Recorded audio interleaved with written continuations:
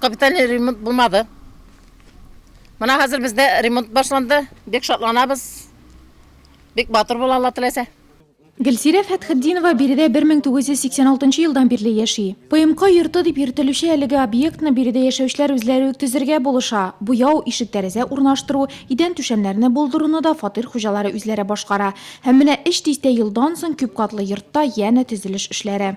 В доме Циолковский урамы 7-нче йортта подрядчы оешма вәкилләре намуслы эшли, барлык бурычларны үтиләр. Хәзерге вакытта подвалда су һәм канализация челтәрләре алмаштырылды, подъездларда яңа тәрәзәләр урнаштырылды, түбәнне яңарту эшләре бара.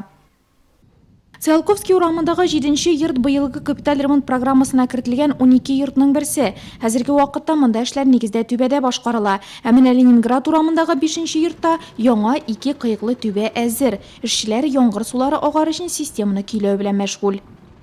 Крышасын ясарга, водопровод, канализация, сантехника буенча инде электрика, там заземление.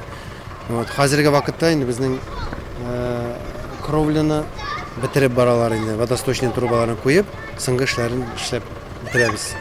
Программага кертелгән йортларда ремонт эшләре 45%-ка башкарылган, аларны төзекләндерү августка төгәлләнер дип планлаштырыла.